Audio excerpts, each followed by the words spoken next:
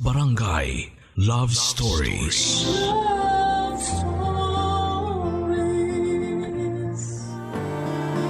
Ang kabataan daw na hinihigpitan ay lalong kumakawala. Pero kapag hinayaan mo naman sa mga gusto nilang gawin ay pwedeng mapariwara. Ikaw, kapuso, magiging mahigpit o maluwag ka ba na magulang pagdating sa anak mo? Dear Papa Dudut, ngayon pa lamang ay nagpapasalamat na ako kung sakali man na mapili po ninyo ang sulat ko na ito. Matagal nyo na po akong tagapakinig at matagal ko na rin pong gustong magbahagi ng aking kwento na sana'y makapag-iwan din ng aral at inspirasyon sa buhay ng mga kabarangay nating nakikinig ngayon. Papa Dudut, tawagin nyo na lamang po ako sa pangalang Sofia. 28 years old, taga Pandacan, Manila at nagba-buy and sell ako sa online ng mga damit at sapatos. 4 na taon na po ang nakalipas noong mangyari ang mga kaganapang ito sa buhay ko na gusto ko po sanang ibahagi sa inyo. Papa Dudut, maaga po akong naulila sa mga magulang. Ang mama ko po kasi ay namatay habang ipinapanganak daw ako. Nasa second year high school naman po ako nang mamatay ang papa ko dahil sa kanyang naging chronic liver disease. Papa Dudut, hindi po naging madali sa akin ang pagtanggap. Nawala na ang papa ko lalo na at siya lamang halos ang kasama ko sa buhay. At nang mailibing nga po siya ay hindi ko na rin alam kung saan na ako pupunta at kung ano ang mangyayari sa buhay ko. Mabuti na lamang po at dumating ang kapatid ng mama ko na si Tita Laika. Isa po siyang matandang dalaga at siya po ang kumukupkob sa akin para alagaan at pag-aralin ako.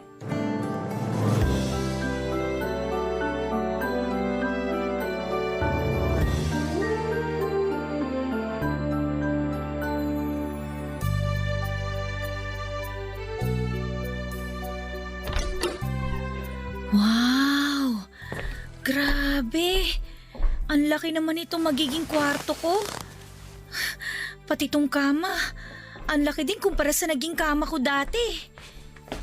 Sofia, ito pala ang mga unan at kumot na gagamitin mo para dito sa kwarto mo.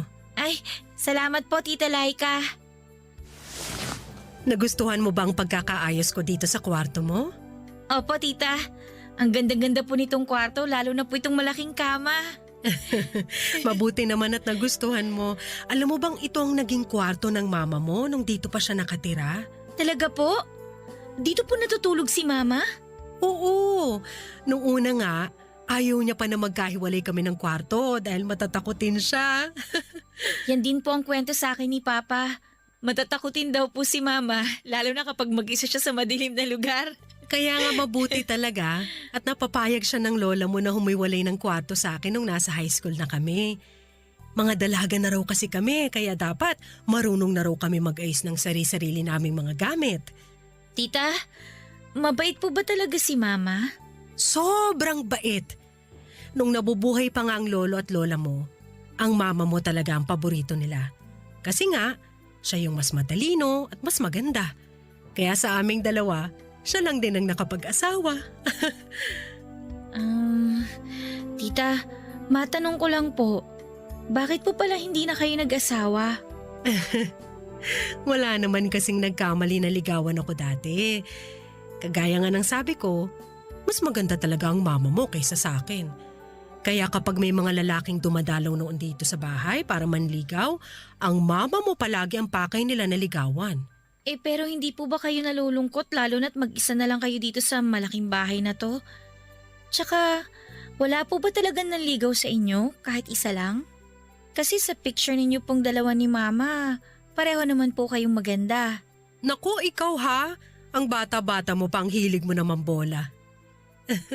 Pero ayun nga, hindi naman ako masyadong nalungkot noon kasi bago mawala ang mama mo, madalas niya akong dinadalaw kahit kasal na sila ng papa mo.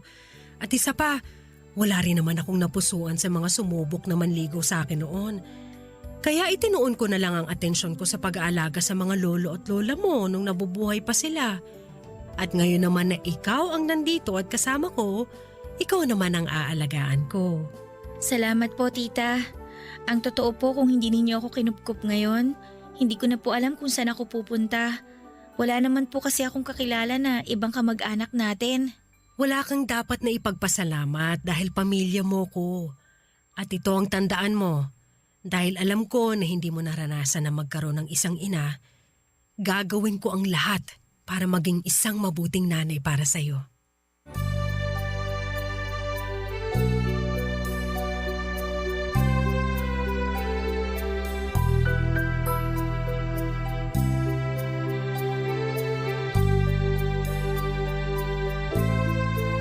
Papa Dudut, malaki po talaga ang bahay na tinitirhan ni Tita Laika. Bahay pa raw kasi yon na minana niya mula sa kanilang mga magulang ni Mama. At kagaya ng pinangako niya ay pinaramdam niya sa akin ang pagmamahal na hindi ko naramdaman noon dahil maagang kinuha ng buong may kapalang mama ko. At masasabi ko na mabait po talaga si Tita Laika. Marami kaming pinagkakasundo ang mga bagay kagaya na lamang ng damit, pagkain at pati na rin sa mga ayos ng mga gamit sa bahay o sa kwarto ko. Papa Dudut, hindi rin po naging mahigpit si Tita Laika pagdating sa pag-aaral ko sa eskwela. Nang mag-college ako ay pinayagan niya po ako na sumali sa mga dance group na talaga namang kinakahiligan ko noon. At sinabi rin po niya sa akin na kung may lalaki man sa eskwelahan namin na gustong manligaw sa akin ay dalhin ko lamang daw sa bahay para doon ako ligawan at hindi kung saan-saan. Gusto niya rin daw kasi na nakikilala ang mga lalaki na nagkakagusto sa akin. Papa Dudut, nasa 3rd year college ako nang magkaroon ako ng isang masugid na manliligaw. Iyan ang pangalan niya at kasama siya sa isang choir organization sa university namin. At dahil gusto niya rin daw na patunayan sa tita ko na seryoso siya sa panliligaw niya sa akin ay pumunta na nga siya sa bahay namin para umakyat ng ligaw.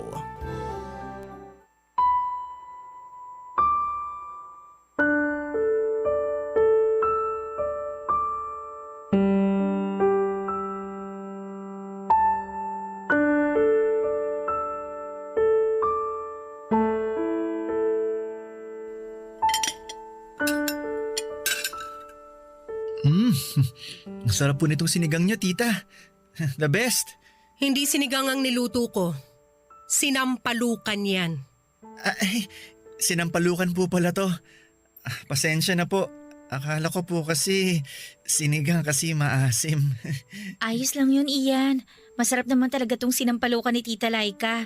Pinaka-favorite ko nga to sa lahat ng mga niluluto niya. Naku, lahat naman yata ng niluluto ko favorite mo. Parang ganun na nga po. Lahat po kasi ng niluluto ninyo masarap talaga, tita. Nambola ka pa. Ganito rin po magluto ang mami ko. Sigurado po akong magkakasundo kayong dalawa. Natikman ko na ang luto ng mami mo. Nung nakaraan na nagdala dito si Sofia ng pagkain na galing sa'yo, lasang flavoring lang. Alam mo ba na walang kahit na anong preservative ang lahat ng pagkain na niluluto ko, hindi kagaya ng sa mami mo? Kaya hindi ako sigurado kung magkakasundo nga kaming dalawa. Pero masarap pa rin naman po yung pagkain, di ba, tita? Maayos naman ang lasa pero hindi masarap. Tsaka iyan, hindi ba nagtitinda rin ng mga siomay at siopaw ang mga magulang mo? Naikwento kasi sa akin ni Sofia na may malapit kayong pwesto ng tindahan dito sa amin. Opo, bestseller po namin talaga ang siomay. Lalo na yung pork na flavor. Homemade po kasi yun, tita. Ang mami po tsaka lola po ni Ian ang palaging gumagawa ng siomay na tinitinda nila. May sarili pong recipe nun ng lola ko kaya siguro binabalik-balikan ng mga customer namin.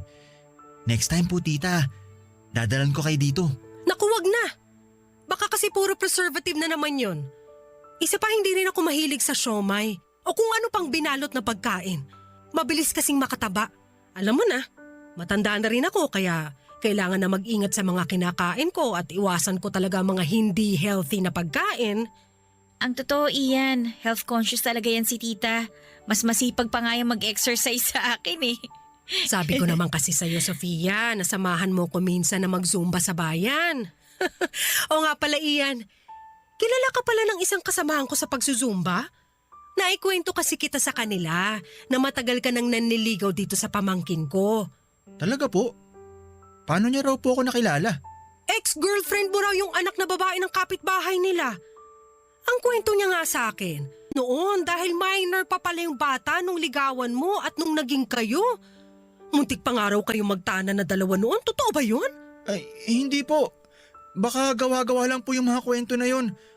Alam niyo naman po dito sa atin, mabilis po kumalat ang fake news. Ganun ba? Ay siguro gawa-gawa lang din yung nakita kong record mo sa barangay nila, no? Tita, gusto niyo po ba ng cake? Hihiwain ko na po itong dala ni Ian. Sandali lang po ha, kukuha lang po ako ng mga platito.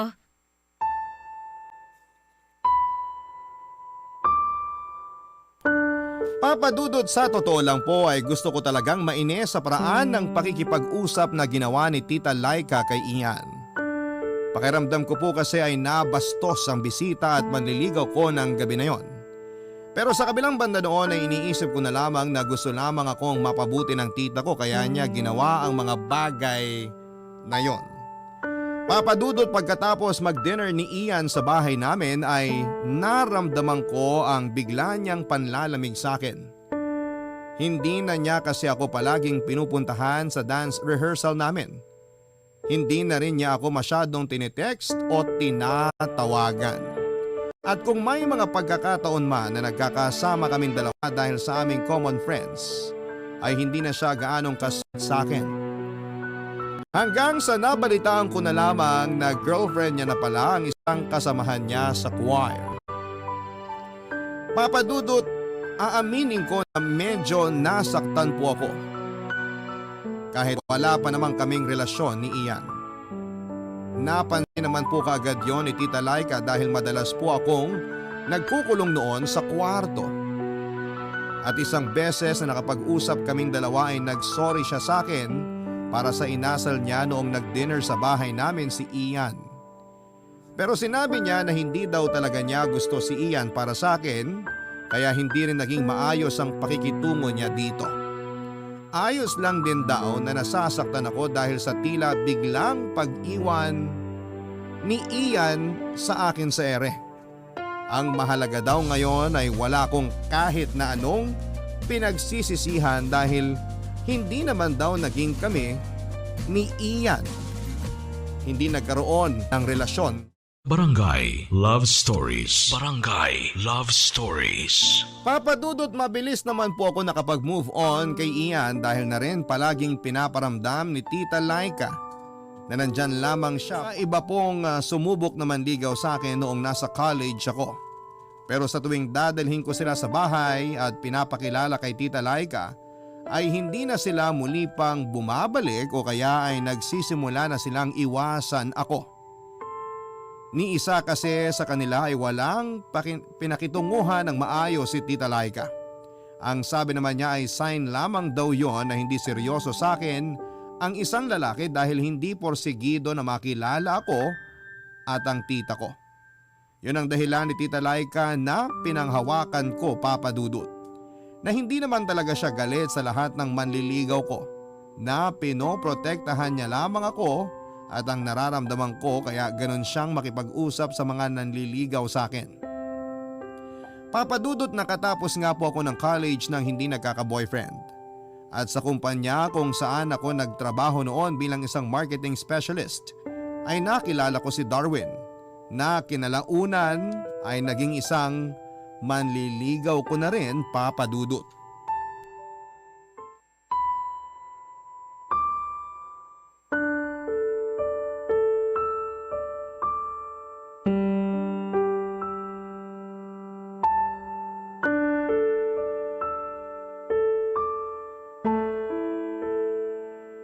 Basta, kapag dumating si Tita Laika, dapat chill ka lang ha.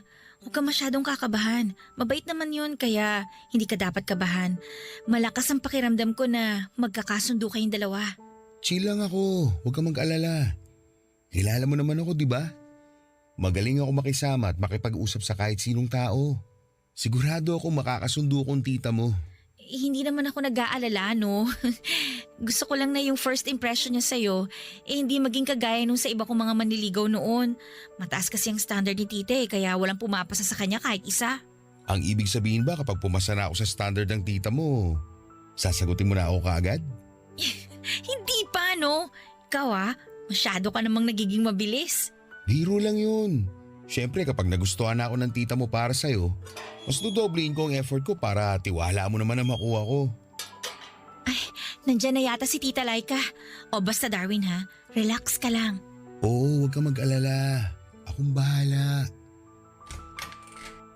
Sofia, pasuyo naman ako nitong pinamili ko sa grocery kanina.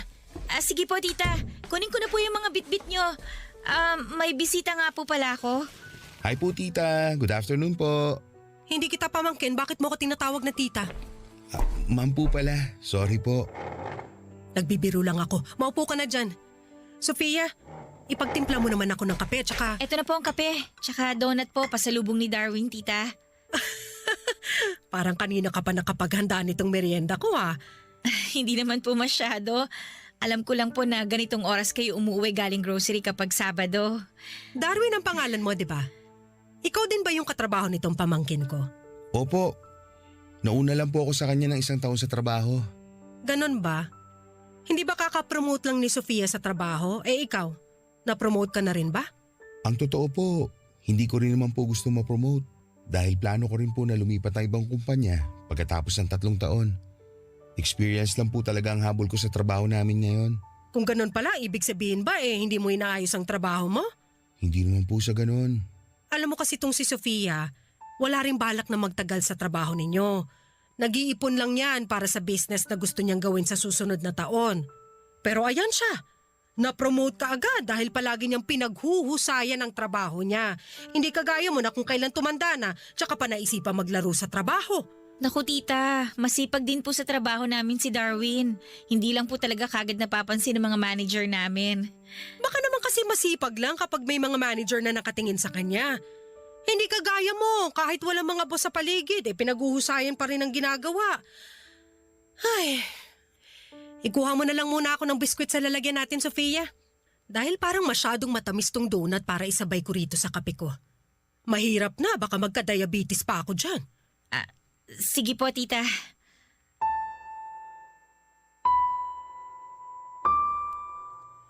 Papadudot ramdam ko na hindi rin nagustuhan ni Tita Laika kahit ang bago kong manliligaw na si Darwin. Sa totoo lang ay nagsisimula na akong mainis kung paano itrato ng tita ko ang mga lalaking nagiging bisita ko at umakyat sa akin ng ligaw.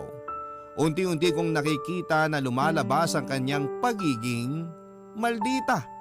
Lalong-lalo na ang paraan ng pakikipag-usap niya kay Darwin.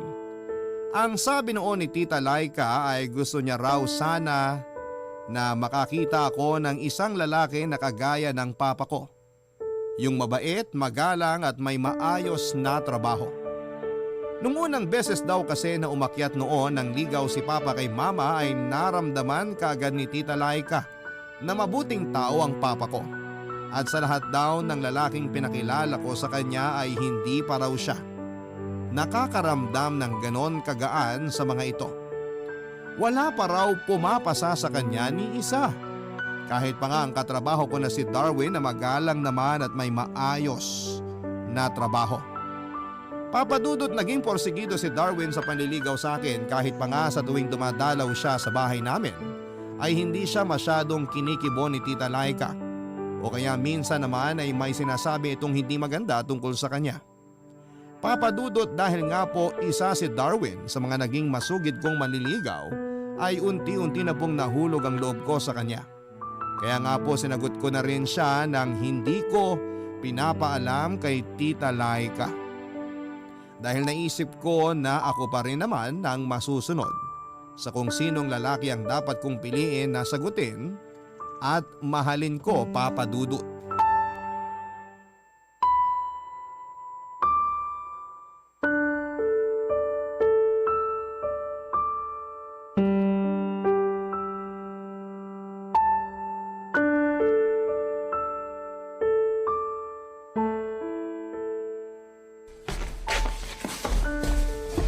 Paano po, tita? Kaawaan ka ng Diyos. Mabuti naman at nakauwi ka na dahil kakasimula ko lang maghapunan. Pasensya na po kung ngayon lang ako nakauwi. May dinaanan pa po kasi ako pagka-out ko sa trabaho kanina. Alam mo, napapansin ko na mukhang napapadalas nga ang pag-uwi mo ng ganitong oras.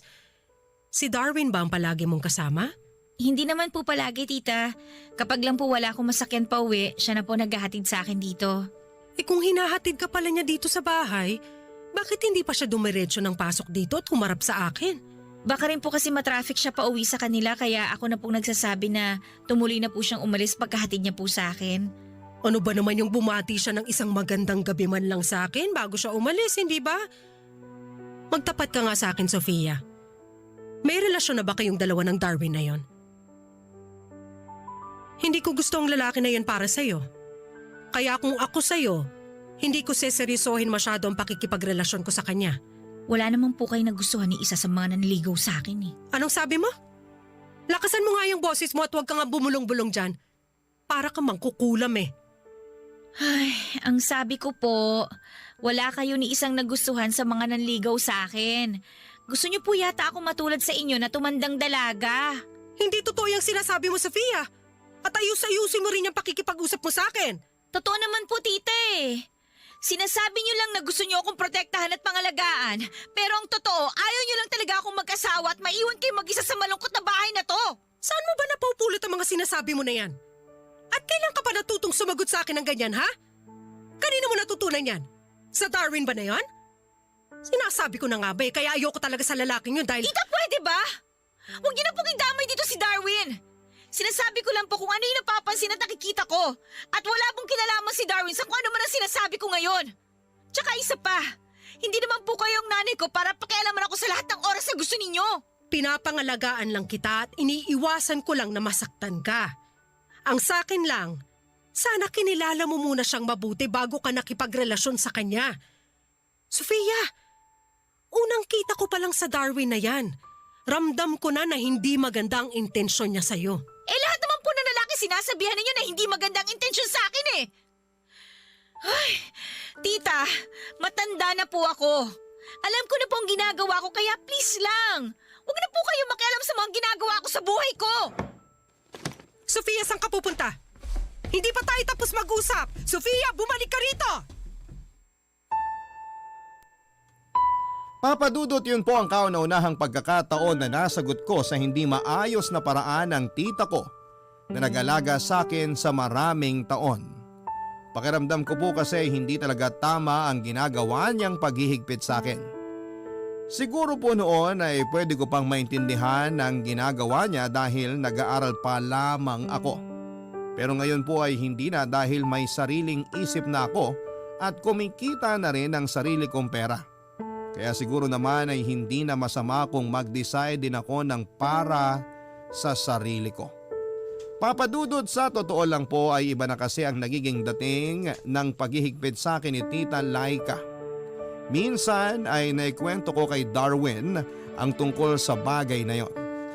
Na halos lahat ng nanligaw sa akin ay inayawan ni Tita Laika.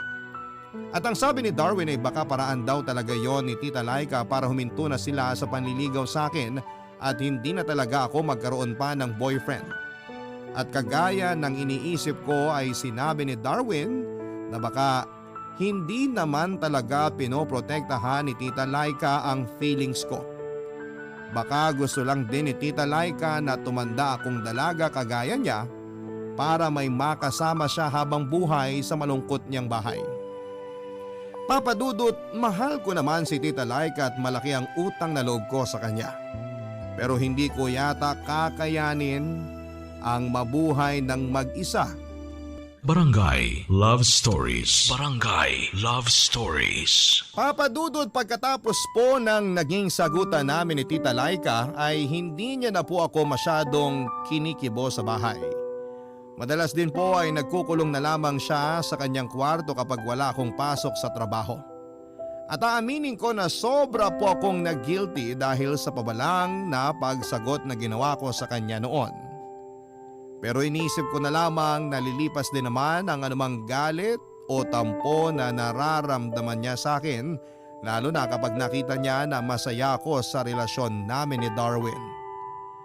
Papadudot, nagpatuloy naman po ang maayos na relasyon namin ni Darwin. Masaya po kaming dalawa lalo na sa umpisa ng aming relasyon.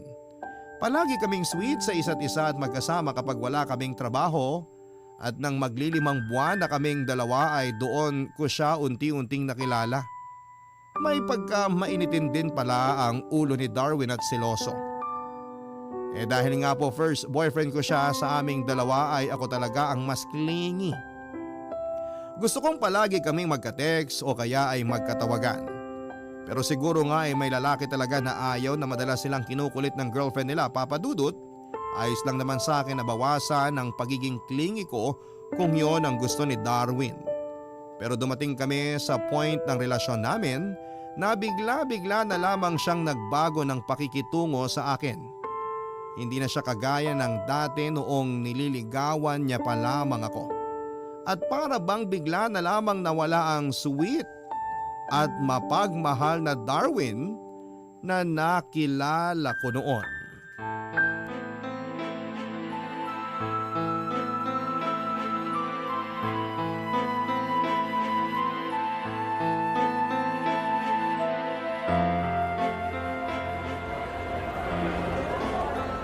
Hello babe, katatapos ko lang mamili ng mga bagong gamit para sa kwarto ko. Yung gagamitin ko para sa online shop ko. Teka, nasan ka ngayon? Kain tayo, sagot ko. Sorry babe, hindi ako pwede ngayon eh. May lakad kami ngayon ng mami ko. Sasamahan ko siya ngayon sa check-up niya. Ah, ganun ba? Sayang naman kasi ilang araw na tayong hindi nagkikita mula nung ma-promote ka sa opisina natin eh. Gusto mo hintayin ko na lang matapos yung lakad niyo ng mami mo? Kahit ihatid mo na lang ako sa bahay namin. Sorry talaga babe, hindi kaya eh. Baka kasi may iba pa kaming daanan ni mami mamaya. Bawi ako next time, promise. Wag lang ngayon. Ay, sige na nga. Mukhang wala naman na akong ibang choice. O sige na babe, tawagan na lang kita mamaya. Bye. Bye then. I love... Ay! Ano yun? Binaba ka agad. Hanap na nga lang ako ng makakainan ko na restaurant. Saan kaya yung walang masyadong tao? Ayun, parang konti lang mga customer sa restaurant na yun. Teka, si Darwin ba yun? Yung may kasamang maputing babae? Siya nga! Akala ko ba kasama niyang mami niya? Lalapitan ko na nga siya habang nasa counter pa siya.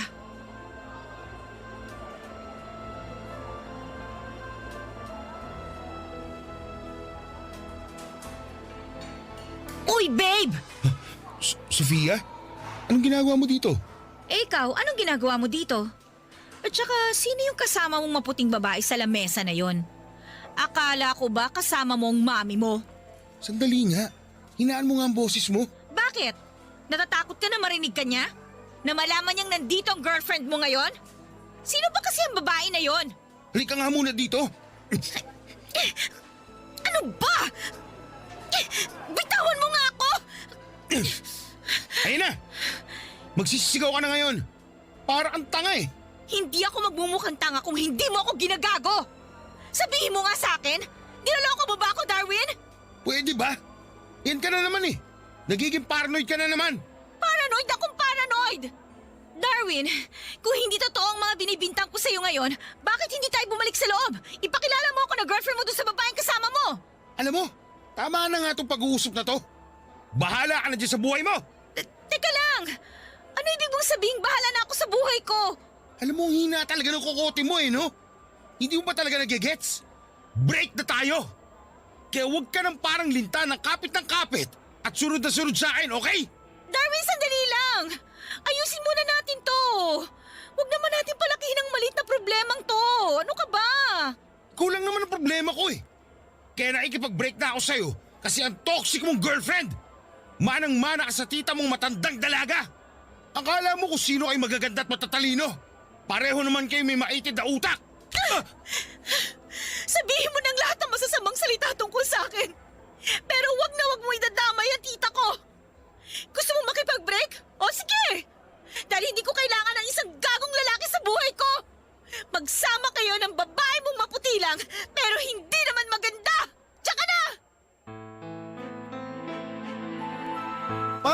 Bagamat hindi ko man nakumpirma kung sino talaga ang babaeng kasama ni Darwin ng araw na yon ay sobra po akong nasaktan dahil sa paraan niya ng pakikipaghiwalay sa akin. Hindi po ako masyadong nasaktan dahil tinapos na niya ang relasyon naming dalawa. Nasaktan ako dahil sa mga sinabi niya kay Tita Laika. Nasaktan ako dahil na-realize ko na totoo pala ang masamang hinala ni Tita Laika sa kanya. Na hindi mabuting lalaki si Darwin, papadudot at lolokohin niya lamang ako. Masyado ko kasing minadali ang lahat at sinagot ko siya kahit na hindi ko pa siya lubusang nakilala. Kaya kung nasasaktan man ako ngayon ay wala akong dapat na ibang sisihin kung hindi ang sarili ko lang din, papadudot. Nang makauwi ako ng bahay ay dumiretso ako ng kwarto ko at nagkulong. Doon ako tahimik na umiyak at sinolo na lamang ang sakit na nararamdaman ko. Sobrang nagigilty at nahihiya talaga ako kay Tita Laika dahil kung nakinig lamang ako sa kanya, alam ko na hindi ako masasaktan ng ganito, papadudot.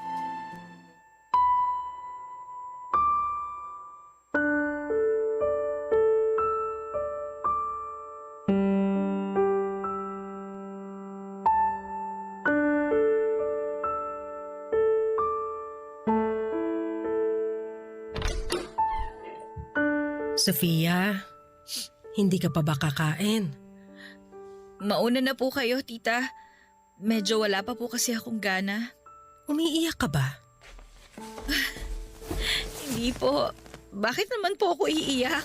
Sofia, akala ko ba itinuturing mo na ako na parang nanay mo? Ngayon sabihin mo sa akin, ano bang problema mo at tinatago mo sa akin ang pag-iyak mo? Ay, si Darwin ba? Tungkol ba to sa boyfriend mo? Wala na po akong boyfriend, tita. Break na po kami ni Darwin. Talaga? Ano bang pinag-awayan ninyo at napunta kayo sa paghihiwalay? Baka naman pwede pang maayos kung ano man yan. Hindi na po, tita. Hindi na po ako makikipagbalikan sa manlolokong yun. Niloko ka ni Darwin? Sabi na eh. Iba talaga ang kutob ko sa lalaking yun sa umpisa pa lang eh. Alam ko na hindi siya gagawa ng mabuti. Tama po kayo sa lahat ng sinabi niyo tungkol sa kanya. Na hindi po talaga siya mapagkakatiwalaan. Nalolokohin lang po niya ako. Huwag ka nang umiyak, Sofia. Ang mahalaga ngayon, maaga mong nakilala ang totoong pagkatao niya. Dapat po talaga nakinig na lang ako sa inyo nung una pa lang eh.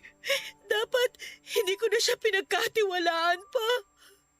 Tita, sorry po ah. Sorry po talaga. Shh! Tama na. Huwag ka nang umiyak. Wala ka ring dapat na ihingi ng sorry sa akin dahil wala ka namang kasalanan. Pero naging masama po ang ugali ko sa inyo. Sa halip na makinig ako sa inyo, sinagot-sagot ko pa kayo ng dahil lang sa lalaking yun na lolokohin lang naman pala ako.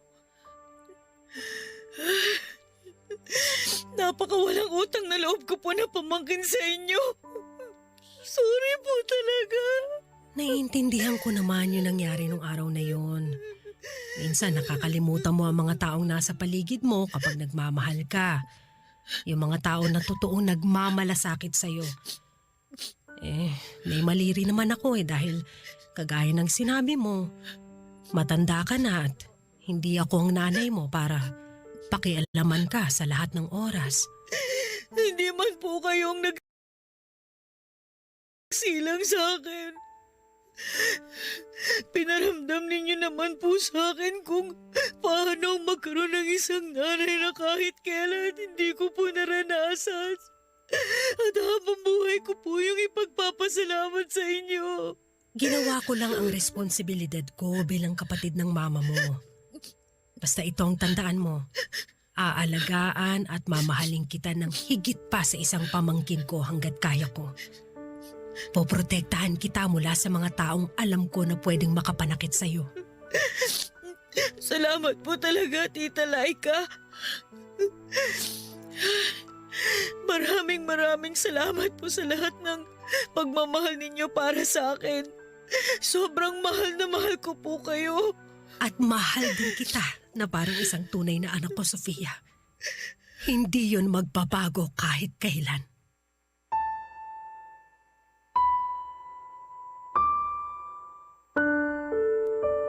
Papa Dudut, minsan pang sinubukan ni Darwin na makipag-ayos sa akin. Nagsorry siya at sinabi na nagkamali daw siya na pinagpalit niya ako sa iba. Pero kagaya ng gusto ni Tita Laika ay hindi ko na siya binalikan pa. Ginawa ko yon hindi lang dahil sa sinabi ni Tita Laika, kung hindi dahil naisip ko na nagkamali talaga ako na nakipagrelasyon ako sa kanya nang hindi ko pa siya masyadong kinikilala. Hindi naman talaga sa ayaw ni Tita Laika na magkaroon ako ng boyfriend. Ang gusto lang niya ay mas kilalanin ko muna ang lalaking mamahalin ko. Dahil si Mama nga raw noon ay halos inabot ng 1 taon bago nito sinagot ang papa ko. Papa Dudut, ilang buwan lang ang lumipas mula noon nang mag-decide na akong mag-resign sa kumpanya namin. Tinuloy ko na po ang pagbabuy and sell ng iba't ibang mga gamit sa online. Yun din ang dahilan kung bakit mas mabilis ako nakapag-move on mula sa natapos na relasyon namin ni Darwin. Mabilis ko siyang nakalimutan, pati na rin ang panloloko niya sa akin. Mabilis ding lumipas sa mga araw at dumaan ng ilang taon.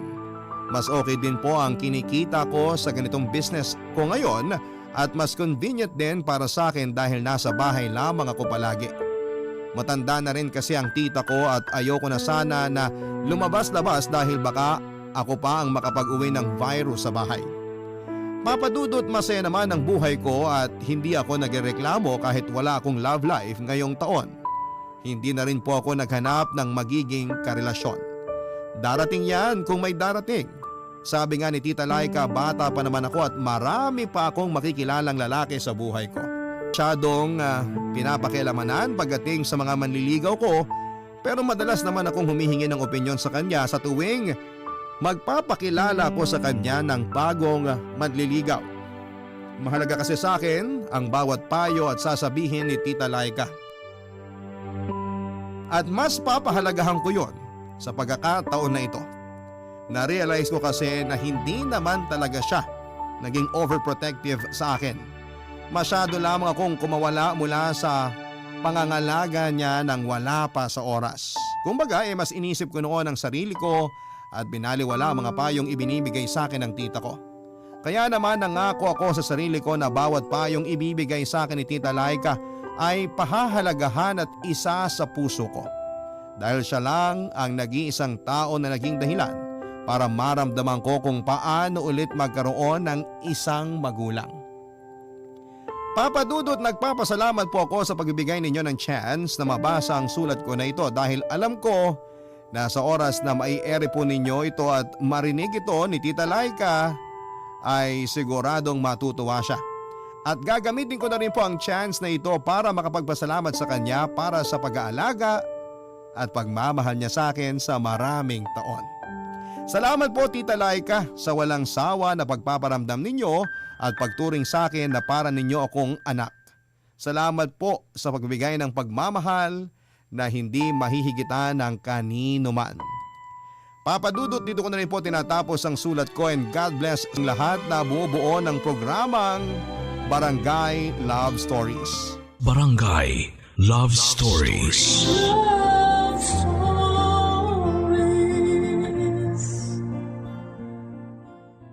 Barangay LS 97.1. 97.1. Number 1. Forever. Kabarangay, i-share mo ang iyong barangay love stories. Sabay-sabay nating pakinggan ang iyong kwento ng pag-ibig, buhay at pag-asa. Ipadala lang sa barangaylovestories@yahoo.com. Ang mga kwento ng pag-ibig, kwento ng buhay at kwento ng pag-asa dito sa Barangay Love Stories. Love Stories. Sa panahon ngayon ay tanghali na lang ang tapat. Kaya nga biyayang may tuturing kung magkaroon tayo ng karelasyon na mayroong paninindigan sa ating pinagsamahan. Ikaw kabarangay, tapat ka ba sa iyong minamahal?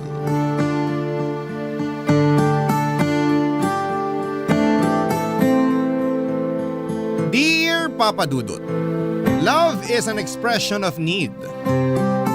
Ibig sabihin, hindi lang pag-ibig ang kailangan natin. Meron din tayong pangangailangang moral, emosyonal at pinansyal na ibinibigay ng karelasyon natin sa abot ng kanilang makakaya. Mahalaga rin ang pagiging bukas ng komunikasyon natin sa isa't isa upang matalakay ang mga pangangailangan yon ng tama at walang nilalabag na kondisyon. Yan ang mga natutunan ko sa buhay na gusto kong ibahagi sa programa ninyo. Kaya sumulat ako. Pero bago ko ipagpatuloy ang aking istorya, ipabati muna ng isang magandang tanghali sa mga katulad kong solid kabarangay na nakatutok sa Barangay Love Stories. Ako po si Dencio, 34 years old at nagtatrabaho sa isang restaurant sa Caloocan bilang all-around waiter at kitchen staff. Pero kasabay ng pagtatrabaho ko sa gabi ay ang pag-aaral ko sa umaga. At umaasa ako na sa 2026 ay makakapagtapos na rin ako sa kurso kong Business Administration. Pangarap ko na talagang makapagkolehiyo. Kaso hindi naman pinalad dahil mas inuna kong pagtapusin sa pag-aaral ang mga nakababata kong kapatid. 4 kami at ako ang panganay. Maaga kaming naulila sa mga magulang dahil magkasunod silang nagkasakit at namatay. Mahirap lamang kami at maliit pa ang mga kapatid ko noon. Yung isa ay teenager katulad ko. Nagkahiwalay kami dahil inampon kami ng mga kamag-anak namin. Pero kinailangan ko pa rin kumayod dahil mahirap lang din ang aming angkan. At hindi kami kayang pag-aralin lahat. Kaya nga proud ako na sa wakas ay nagbunga na rin ang pagsisikap ko sa pagtatrabaho dahil lahat ng mga kapatid ko ay college graduate na. Papa Dudut.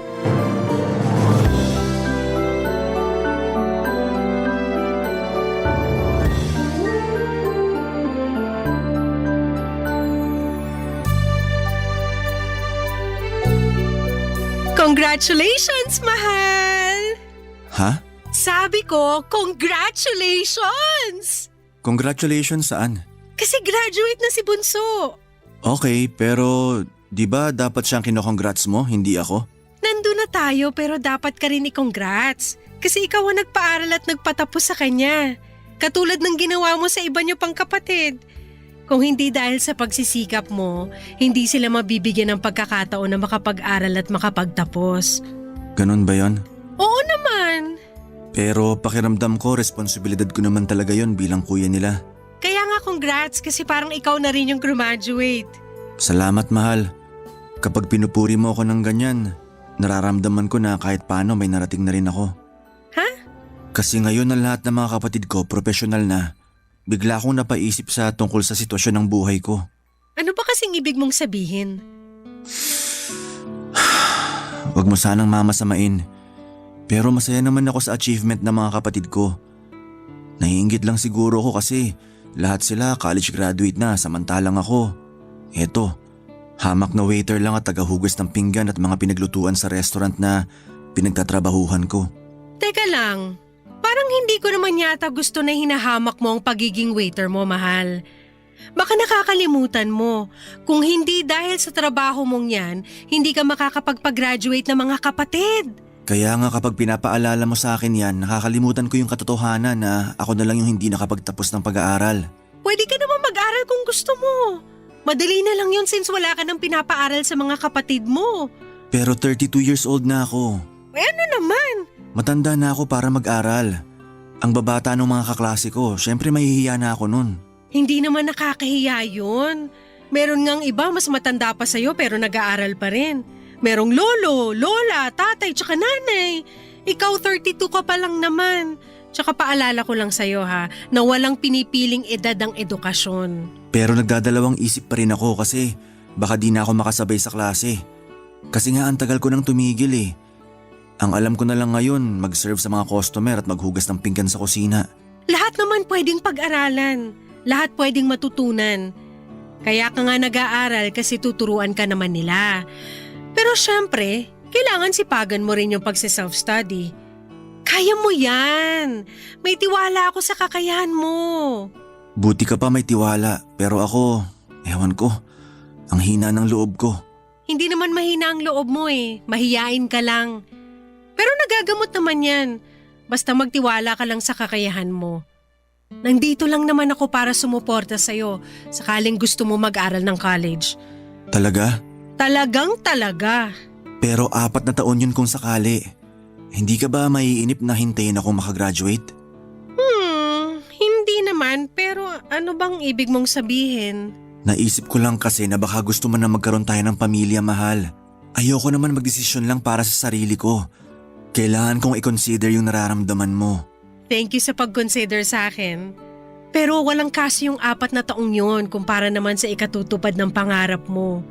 Masaya ako na suportahan ka, na i-cheer ka pag kailangan mo ko. Tungkol naman sa pagpapamilya, bata pa naman ng 30 tsaka 32. Hindi naman ako nagmamadali na magka-baby tayo. Kaya kung ako sa'yo, pag-isipan mong mabuti kung itutuloy mo na yung pag-aaral mo. Huwag kang matakot. Nandito lang naman ako sa tabi mo. Papadudo, tulad ng sinabi ko ay proud ako na napagtapos ko ng pag-aaral ang mga kapatid ko. At masaya ako sa mga achievement nila sa buhay. Pero yun din yung pagkakataon na napatanong ako sa sarili ko na paano naman ako. Doon ko naalala na minsan ay nangarap din pala akong makatungtong sa kolehiyo.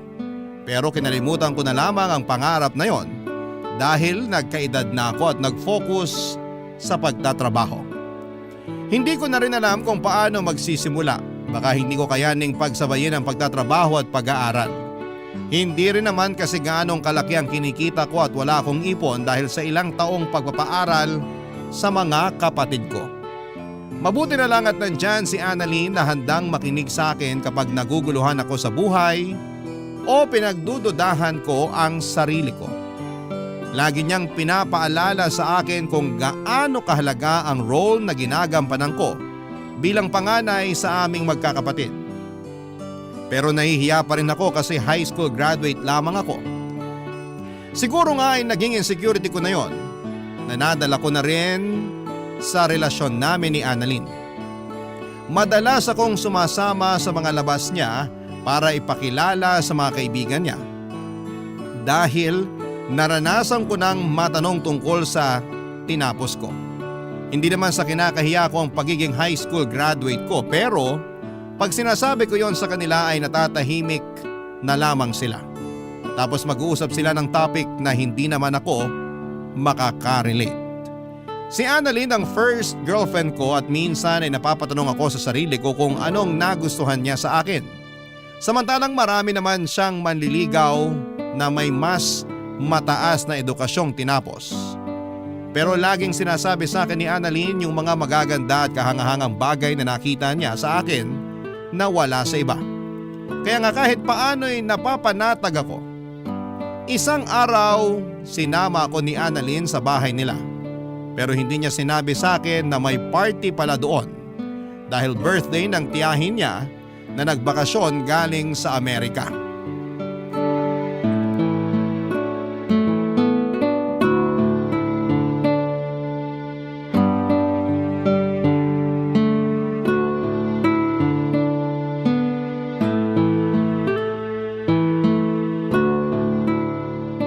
Sorry na mahal, galit ka ba sa akin? Hindi ako galit sa'yo. Nagulat lang ako kasi di ko akalain may party pala rito sa inyo. Sana sinabi mo man lang para nakabili ako ng formal na damit. Mamaya ano pang sabihin ng parents mo sa akin? Wala silang sasabihin sa'yo. At saka maayos naman yung damit mo, hindi mo kailangan ng formal. Gusto ko lang maging presentable sa harap ng pamilya mo. Lalo na nandito pala yung auntie mo. Mabait naman si Auntie Betty, hindi ka nun i-judge. Tsaka wala kang ngang dapat ipag-alala sa itsura mo. Ang gwapo mo kaya dyan sa suot mong polo shirt. Siyempre, regalo mo kaya sa akin to? Yan, kinilig tuloy ako. Pero kabahado pa rin ako. Kumalma ka nga. Saan ka ba kinakabahan? Hindi saan, kundi kanino. Kanino? Sa Auntie Betty ko? Oo, Ako bang pinag-uusapan niyo? Auntie Betty! Payakap naman ako! Grabe, ang tagal din nung huli kitang nakita. Hindi ka pa ba nag-aasawa? Hindi pa po, Auntie. Pero may boyfriend ka. Oo naman po. Ay, kasama ko po ang boyfriend ko. Si Densho po. hello po ma'am. Ma'am. Nako, wag mo na akong tawaging ma'am. Auntie Betty na lang. Nice to meet you, Denso. Nice to meet you rin po ma'am. Ay, Auntie Betty po pala. Ano ba naman tong boyfriend mo, Annalyn? Kabado masyado. Nanginginig pa yung kamay, oh. Hindi naman ako nangangagat. Siyempre, ngayon lang din niya kasi kayo nakilala kaya kinakabahan po siya. Pero sinabi ko naman po kay Densho na mabait kayo. Ay, marami rin nakapagsabi sa akin yan. Kasi nga totoo naman po. Mabait kayong auntie kaya mahal na mahal namin kayo. Mahal ko rin kayo, lalo ka na. Alam mo ba na si Annalyn ang pinaka-paborito ko sa mga pamangkin ko? Talaga po? Oo, kasi masunurin tong batang to at lagi akong kinukumusta kahit na nasa Amerika na ako. Nga lang, may tampo ko kasi hindi man lang niya sinabi sa akin na nagka-boyfriend na pala siya. Auntie naman, plano ko po kasi kayong sorpresahin. Sa bagay, nasorpresa mo nga ako. Matanong lang kita, Denso, ano bang tinapos mo? Ano po?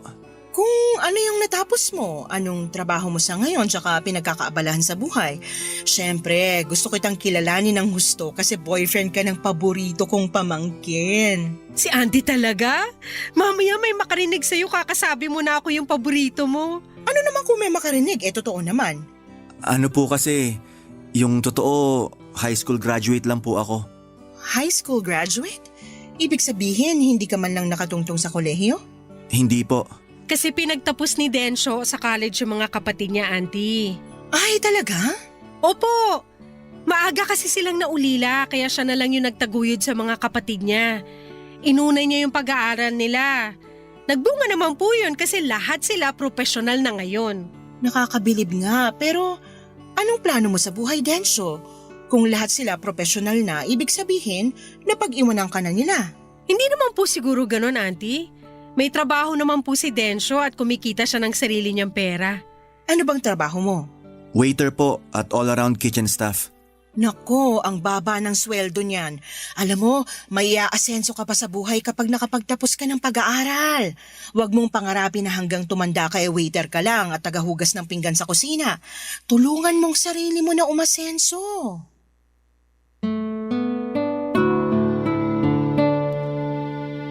Papadudot mabait si Auntie Betty pero may pagkaprangkang manalita.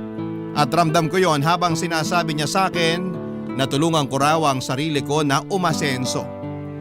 Hindi naman ako na-offend dahil mabuti naman ang hangarin niya. Gusto lamang niya akong mapabuti para sa sarili ko at sa amin ni Annalyn.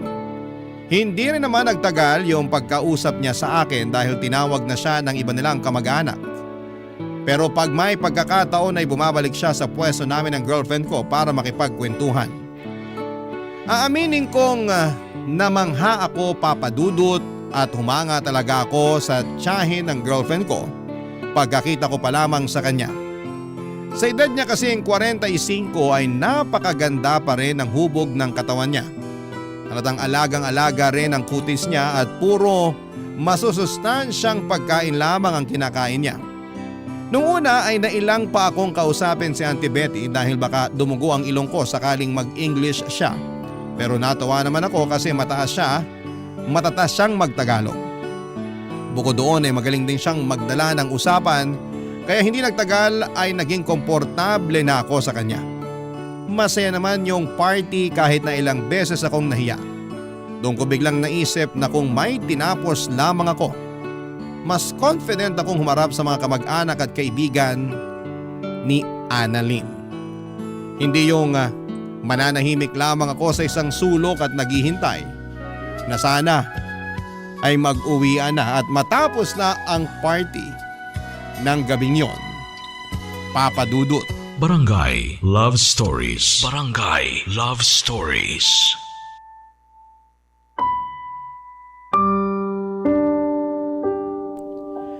Papadudot ng mga sumunod na araw ay napadalas ang pagpunta ko kina Annalyn dahil lagi akong ini-invite doon ng Auntie Betty niya para mag-lunch or mag-dinner. Na-appreciate ko naman kasi ramdam ko na kasama ako sa pamilya nila.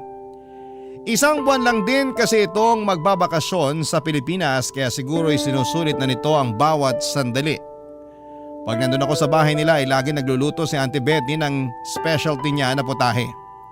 At talaga namang masarap magluto si Auntie Betty. Sa katunayan ay nakakadalawa o 3 plato pa ako sa mga luto niya. Bagay na kinatutuwaan niya sa akin. Maraming magagandang kwento sa akin si Annalyn tungkol sa tiyahin niya. Wala itong anak pero nagkaasawa naman. Maaga nga lang itong nabiyuda matapos mamatay sa sakit ng asawa nitong Pinoy. Mahal na mahal daw ni Auntie Betty yung namayapan niyang asawa at yon ang dahilan kung bakit na nagpakalayo-layo ito. Hindi kasi makausad si Auntie Betty dito sa Pilipinas. Dahil lagi nitong naaalala ang mister niya kaya nag-decide itong mag-abroad. Sa ilang taon niya sa Amerika ay nakaipon siya ng pera para makapagpatayo ng business doon. Mabay talaga si Auntie Betty, siya ang paboritong tiyahin ng karamihan sa mga pamangkin niya, Papa Dudut.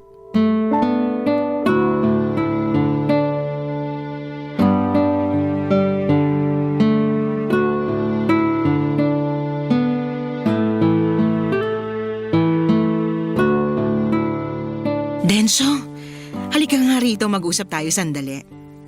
Sige po. Busy pa naman si Annalyn sa kusina kaya samahan mo muna ako rito sa sala. Magkukwentuhan muna tayo, ha? Okay po. Sige po, Auntie. Kumusta? Nasarapan ka ba sa mga luto ko? Opo, nagustuhan ko lahat. Mabuti naman. Alam mo, yan din ang putahe na paborito ng namayapa kong asawa eh.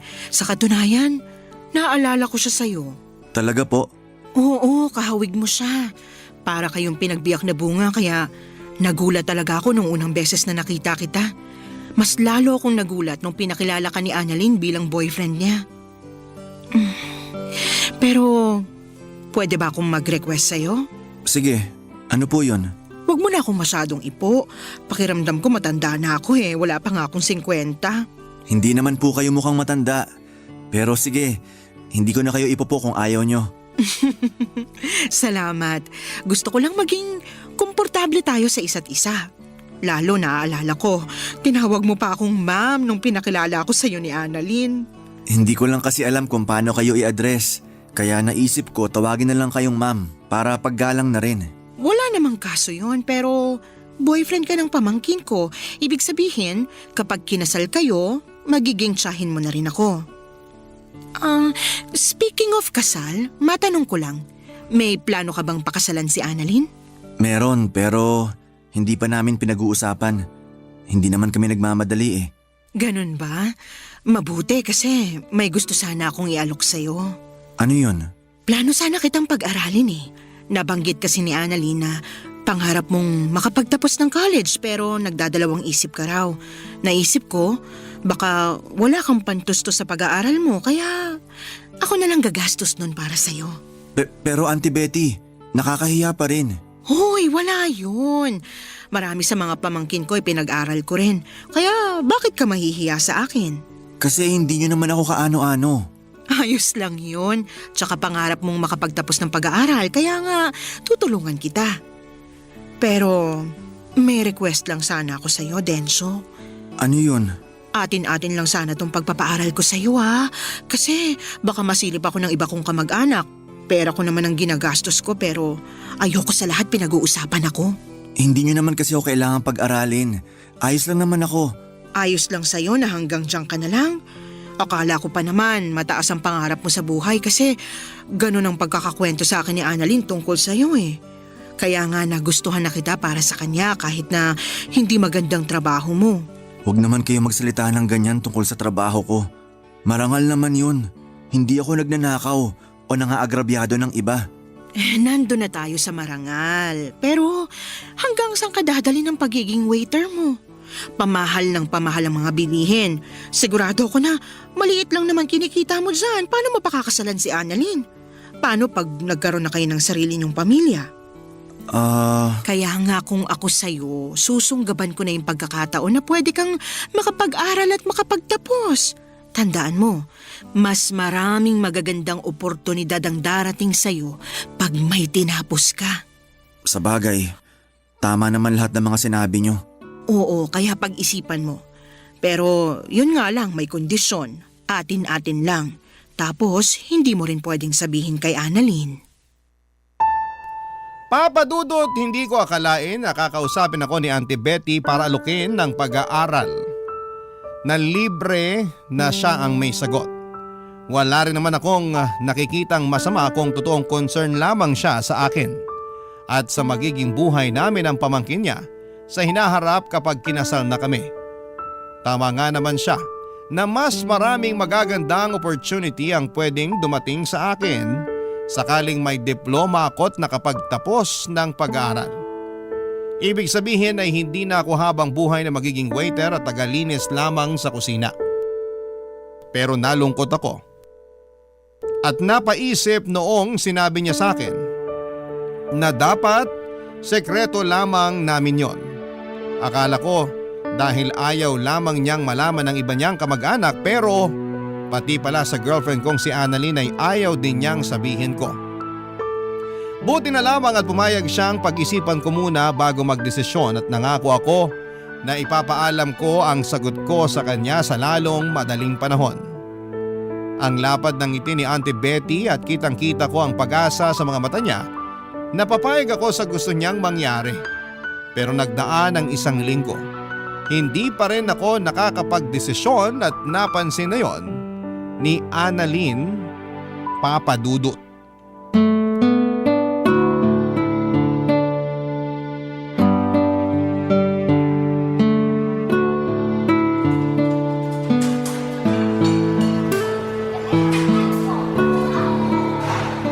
Mahal, may sakit ka ba? Ha? Kako kung may sakit ka. Wala naman. Bakit mo natanong? Ilang araw ko na kasing napapansin na parang balisa ka. May nangyari ba? Sa family mo, sa work? Wala naman. Ayos lang family ko at work. Pero yung totoo, meron talagang bumabagabag sa akin eh. Ano yun? Tsaka bakit hindi mo sinabi sa akin agad? Plano ko naman talagang sabihin sa'yo pero stressed ka rin itong mga nakaraang araw sa trabaho mo. Ayoko naman makisabay. Sa bagay, pero okay na ako. Ready na ako makinig sa'yo, kaya sabihin mo na, mahal. Kinausap kasi ako ni Auntie Betty nung nakaraang nagpunta ako sa inyo. Talaga? Ano pinag-usapan nyo? Nung una, tinanong niya ako kung nasarapan daw ako sa luto niya. Sabi ko oo, kaya natuwa siya. Tapos nagkwento na siya tungkol sa namayapan niyang asawa na kahawig ko raw. Oo nga, no? Kung titignan kayong maigi, magkahawig nga kayo ni Uncle. Pero mas gwapo ka lang talaga. Siyempre, boyfriend kita eh. Mahal naman eh. Huwag mo na ako ikumpara dun sa patay. Joke lang. Pero yun lang ba yung pinag-usapan nyo? May sinabi rin pala siya sa akin. Ito talaga yung gumugulo sa isipan ko. Ano ba yun? Sinabi sa akin ng auntie mo na gusto niya akong pag-aralin. Talaga? Ang bait talaga ng auntie kong yun. Oo, pero nagtaka ako kasi di naman niya ako kaano-ano. Nabanggit niya na marami siyang pinag-aral sa mga pinsan mo kaya ayos lang daw na pag-aralin niya ako. Oo, kasi mabait yang si Auntie Betty. Generous din. Kaya lang nahihiya pa rin ako. Gusto niya raw akong pag-aralin para magkaroon tayo ng magandang future. Pag nakapagtapos daw kasi ako ng pag-aaral, mas maraming oportunidad ang pwedeng dumating sa akin. Hindi na ako habang buhay magiging waiter at tagahugas ng pinggan. Naiintindihan ko naman yun at aaminin kong gusto kong tanggapin yung alok niya pero… Pero ano? Gusto niya isikreto ko sa mga kamag-anak niya yung pagpapaaral niya sa akin. Pati sa'yo, mahal. Pati sa akin? Oo. Sinabi niya na ayaw daw niyang may masabi sa kanya yung iba niyong kamag-anak sakaling malaman nila na pinapaaral niya ako. Pero bakit pati sa'yo, di ba? Hindi mo ba siya natanong kung bakit? Hindi na. Kasi may tumawag sa cellphone niya at naging busy na siya dun. Parang bigla naman akong nalungkot. Kasi pati sa akin gusto niyang itago yung plano niyang pagpapaaral sa'yo. Oo. Pero na-realize ko na hindi ko pala kaya magtago ng sikreto sa'yo. Thank you, mahal. Kasi sinabi mo sa akin. Na-appreciate ko yun. Oo naman. Tsaka mahal kita. Ayoko magkaroon tayo ng misunderstanding dahil lang dito. Mahal din naman kita, kaya nga salamat ulit sa pagsasabi mo. Pero ano nang desisyon mo? Sa totoo lang, wala pa akong desisyon eh. Sinabi ko lang sa auntie mo, bigyan ako ng panahon para makapag-isip. Sana wag ka mag-isip ng kung ano ha. Narealize ko kasi tama rin naman siya. Pag may tinapos ako at nagkaroon ako ng magandang trabaho, mabibigyan kita ng kasal na pinapangarap mo. At makakapag-ipon tayo para sa pamilyang bubuuin natin. Hindi ko naman kailangan ng magarbong kasal, mahal. Kahit sa West lang ayos na sa akin basta ikaw ang pakakasalan ko. Gusto ko pa rin maging memorable sa'yo yung kasal natin. Sa estado ko kasi ngayon, aminado ako na hindi ko pa yun maibibigay sa'yo. Pwede naman pero kailangan ko pang mag-ipon ng ilang taon. Sinabi ko naman sa'yo na hindi naman ako nagmamadali na magkaroon tayo ng pamilya. Kasi katatapos mo pa lang sa responsibilidad mo sa mga kapatid mo. Kumbaga, nagsisimula ka pa lang makaluwag-luwag kaya willing to wait naman ako. Kaya nga pinupush kita mag-aral na ngayon. Maganda sana ang offer ni auntie kaso bakit kailangan kayo lang dalawa yung makakaalam? Papa Dudut, kinalungkot ko nang makita kong nalungkot si Annalyn matapos niyang malaman ang tungkol sa plano ng tiyahin niya na sekreto yung pagpapaaral nito sa akin kung sakali. Kasi kung may mabuting intensyon ng tita niya, kung gusto talaga nitong makatulong sa akin ay bakit kailangan pa nitong itago ang mabuting gawain nito. Doon ako kinutuban na baka may ibang binabalak si Auntie Betty. Pero ayoko namang tumalon sa konklusyon at mag-isip ng masama tungkol sa kanya. Hanggang isang araw ay nakatanggap ako ng chat sa messenger mula kay Auntie Betty. Nagulat pa nga ako noon kasi hindi ko naman akalain na magpapadala siya sa akin ng mensahe.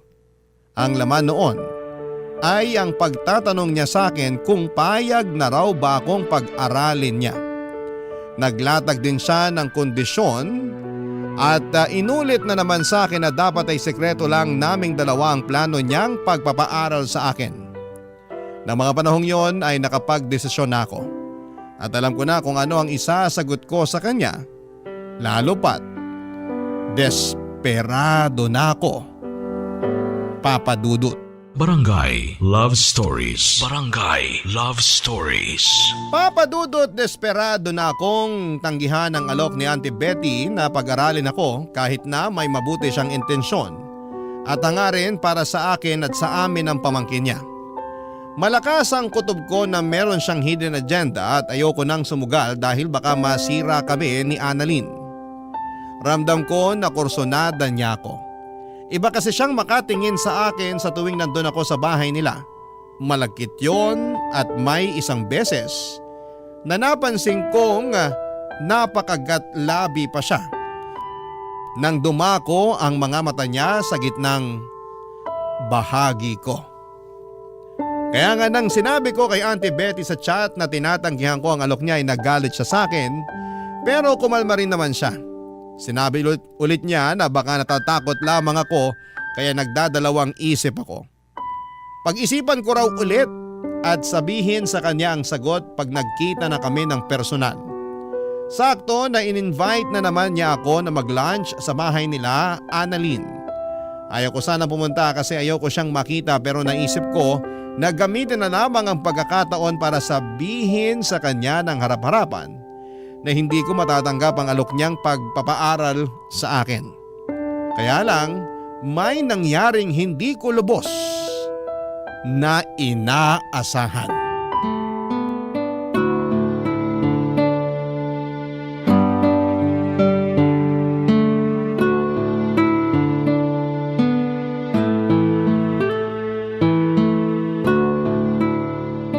Salamat na lang po sa alok nyo pero hindi ko na po matatanggap yung pagpapaaral nyo sa akin. Diba sinabi ko nang wag mo na akong ipo? Ay, tigas ng ulo mo. Tapos ngayon ikaw pa may ganang tumanggi sa alok ko? Pasensya na po pero narealize ko kasi na… Na ano? Ang sabihin mo maarte ka lang. Baka naman hindi talaga totoo yung sinabi sa akin ng pamangkin ko na gusto mong mag-aral. Kasi wala ka naman talagang pangarap para sa sarili mo. Kontento ka na lang dyan sa trabaho mong napakababa ng sweldo. Gusto ko pa rin pong mag-aral pero gagawin ko yun nang hindi umaasa ng tulong mula sa inyo. Paano mo nga yun gagawin? Ang baba nga ng sahod mo. Baka lalo kang mamulubi. Baka nakakalimutan nyo. Pinag-aral ko mga kapatid ko.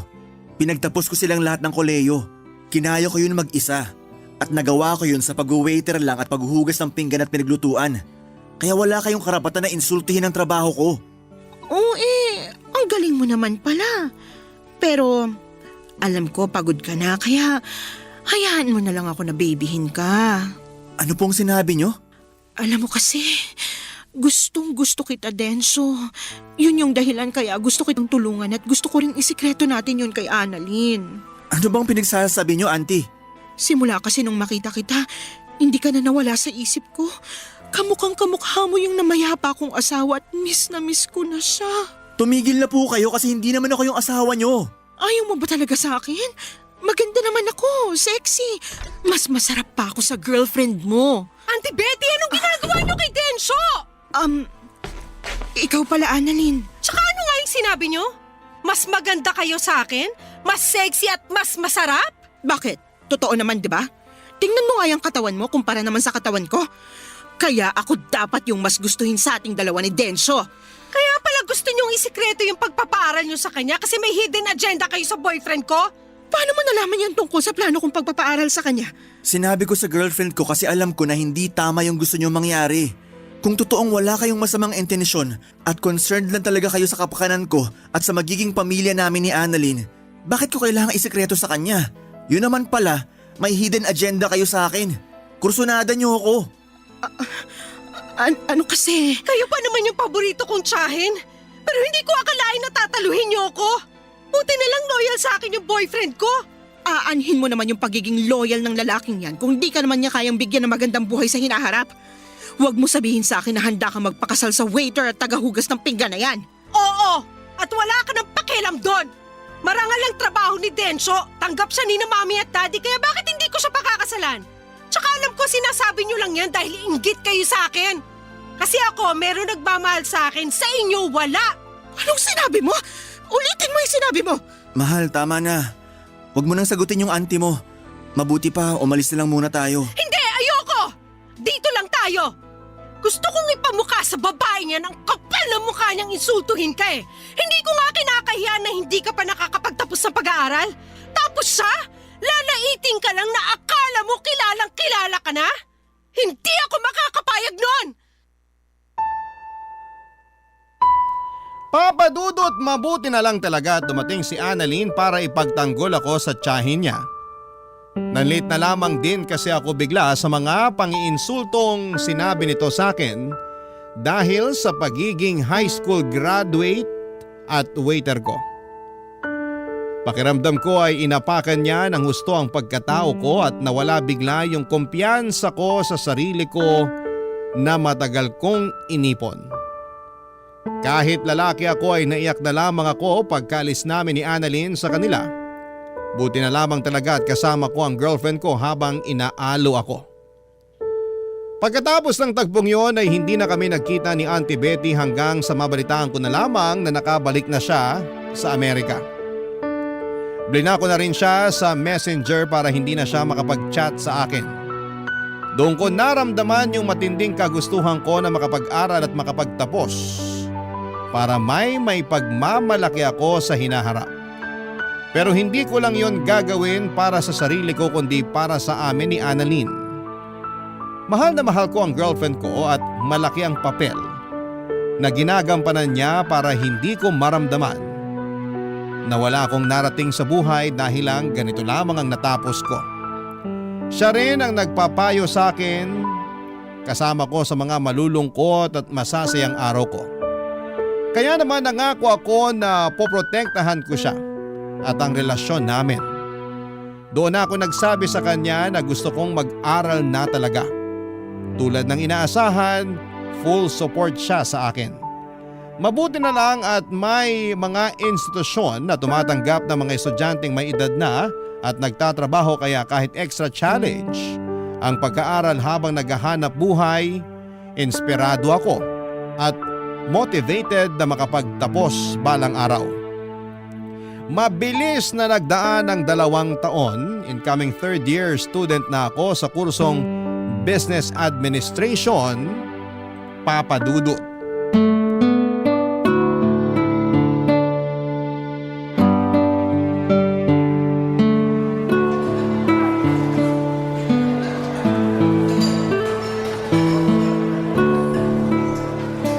Congratulations, mahal!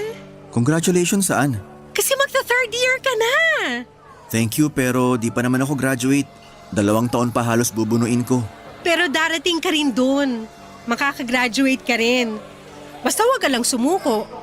Gusto lang namang kitang i-congrats ngayon para alam mo kung gaano ako ka-proud sa'yo. Simula pa lang nung nag-decide ka mag-aral, sobrang tiyaga at sipag mo. Kasi kinakaya mong isabay ang pag-aaral mo sa pagtatrabaho. Hindi madali yung ginagawa mo at talaga namang nakakabilib yun, mahal. Hindi ko naman magagawa yung lahat kung wala ang tulong at suporta mo. Ikaw talaga yung inspirasyon ko. Kaya nga masaya ako para sa atin. Buti na lang talaga hindi ka pumayag no na pag-aralin ni Auntie Betty. Tapos may kapalit naman pala kaya ganun siya kabait sa'yo. Kahit na desperado na ako, nararamdaman ko na rin na may mali. Kaya nga hanggat maaari, gusto ko na lang umiwas sa kanya. Pero ayoko namang mabastos siya kaya pumupunta pa rin ako sa inyo sa tuwing ini-invite niya ako. Pero bakit kasi hindi mo sinabi sa akin agad? Ayoko lang masira ang relasyon niyong magtiyahin. Ayokong masira yung reputasyon niya sa'yo. Tsaka wala pa naman siyang ginagawa sa akin nun. Kumbaga, naghihinala pa lang ako na kursunada niya ako. Pero di ko pa talaga napapatunayan. Hanggang sa manggaling na nga yun sa mismong bibig niya. Nakakalungkot lang kasi kailangan masira yung relasyon namin dahil sa kanya. Pero bago naman siya umalis, nag-sorry siya sa akin. Talaga? Anong sabi mo? Tumango lang ako. Hindi ko pa kasi siya kayang patawarin matapos yung ginawa niya eh. Iniisip ko baka namimiss lang niya yung asawa niya. Tapos nagkataon nakahawig ko kaya nakursunadahan niya ako. Pero mali pa rin kasi boyfriend kita. Marami namang ibang lalaki dyan na pwede niya magustuhan. Yung single, walang sabit. Kaya bakit ikaw pa, di ba? Ginagalang ko pa naman siya kasi tsahin ko siya pero hindi na niya ako nirespeto. Nalulungkot din ako sa nangyari. Di ko akalain na mauuwi sa ganun yung simpleng pagbabakasyon niya rito. Pero iniisip ko na lang na baka mapatawad ko pa rin naman siya pagdating ng araw. Kahit paano naging mabait pa rin naman siya sa akin at sa parents ko. Pero hindi na lang talaga maibabalik yung closeness namin katulad ng dati. Maiintindihan naman niya siguro yun. Kahit hindi niya maintindihan, hindi ko na problema yun. O siya, huwag na natin pag-usapan si auntie mo kasi nakaalis na naman siya. Pag-usapan na lang natin yung future natin together. Sakaling makagraduate na ako. Sige, ano bang naisip mong gawin? Madami. Gusto ko mag-business tayo. Mag-ipon para makapagpagawa ng sarili nating bahay. Gusto ko kapag magkakaanak na tayo, meron na tayong bahay na masasabi nating atin. Yun din naman yung gusto ko. Pero may isa pa talaga akong gusto. Ano yun? Maging asawa ka. Ako rin naman. Kaya nga sabi ko sa'yo, handa akong maghintay. Pero ako yata yung hindi na makapaghintay. Anong ibig mong sabihin? Gusto na kitang pakasalan.